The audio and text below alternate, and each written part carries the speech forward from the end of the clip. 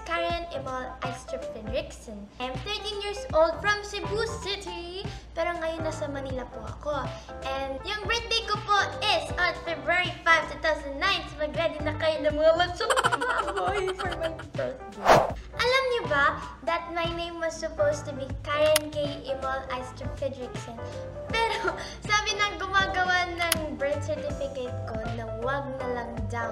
Ako yung kinausap niya, guys. I was just like 1 day old. Kasi hindi na daw kasya sa isang papel. So yung K naging nickname ko na lang. Oh my God. I am stuck in this world. Okay, so move on na tayo. Let's proceed to my studies. Because I believe that education is a priority. And I thank you. Okay, so this year po, I am a grade 9 student. And shout out to Starland International School!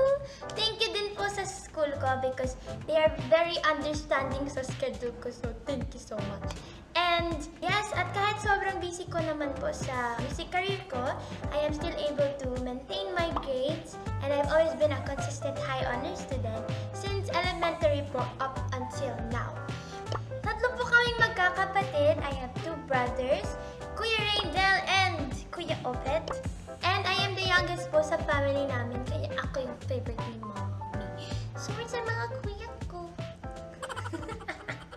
At kay Mommy naman po, kahit single mom po siya, naitaguyod naman po niya kaming magkakapatid.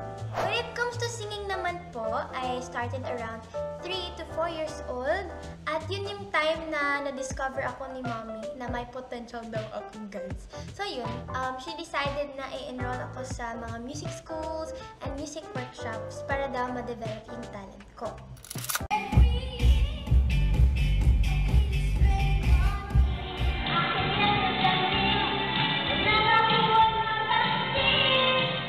Mahilig po talaga kumembot, guys, up until now.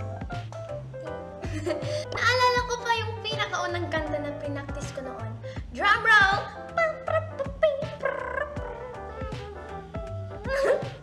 Yung Let It Go. Yung Let It Go by Frozen. So shocking, right?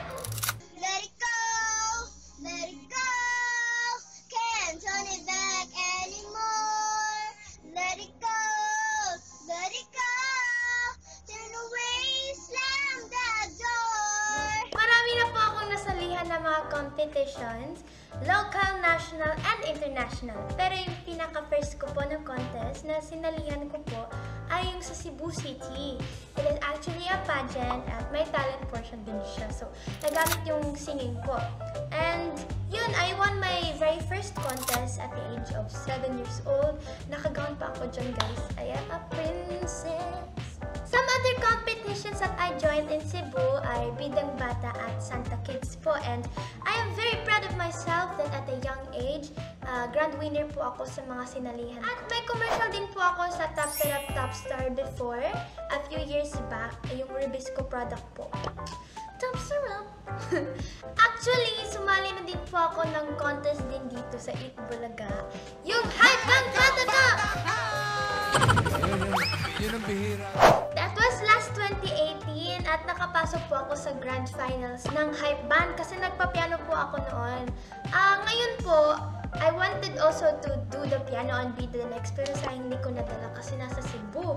Ang unexpected talaga, wala po talaga sa plano yung pagsali ko sa Be The Next kaya magpa-piano sana ako. And that was a very fun experience naman po sa Hype Kang Bata Ka.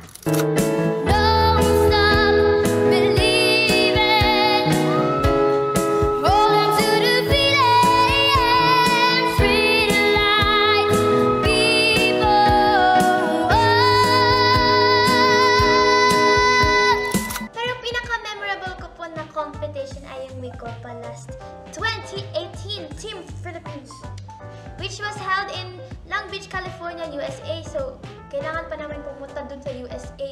Dala-dala ko pa yung piano ko. Bigat ng piano ko that time.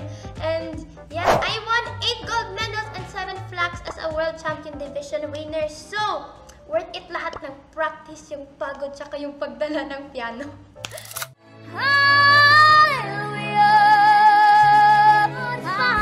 Touch this place, so feel it.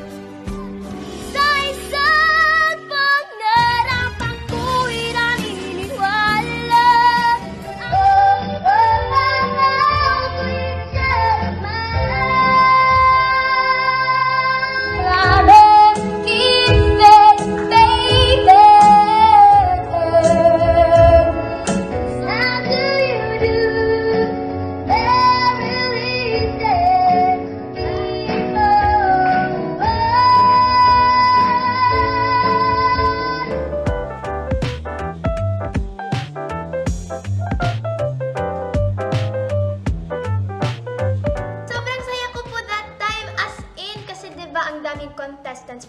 over the world. So, hindi talaga ako nag-expect. Yung pinay ko lang po kay God, kahit isang gold medal lang po, ang saya ko na dun. Sa time po sa pandemic, di ba bawal po mag-travel. Since I'm from Cebu, so wala pong mga flights to Manila. So, hindi ako makapag-fly.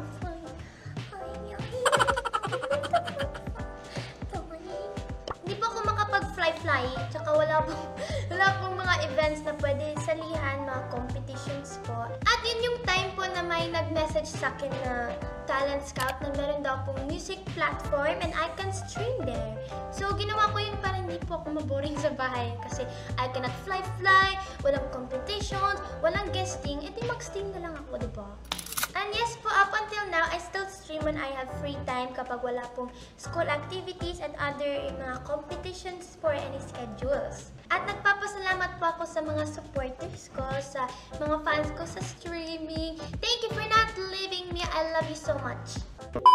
Diyan po nagtatapos ang video natin. Nagpapasalamat po ako sobra sa Itbulaga for giving me this once-in-a-lifetime opportunity.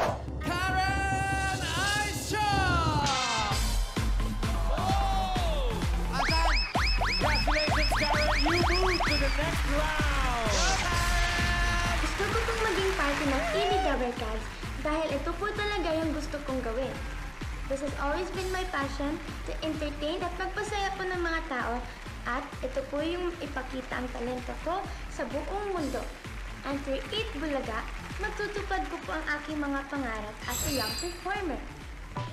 At sobrang blessed ko po to have such a loving mother and family and also supporters din po. And of course, hindi ko po makakalimutan yung mga taong tumulong po sa akin dito sa Manila kasi without you po, I wouldn't be here in Manila and wala din po ako dito sa Binanex sa Itbulaga.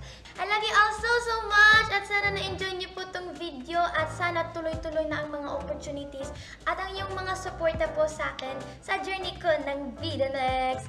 Abangan niyo po ako every Friday and Saturday dito lang sa Kids!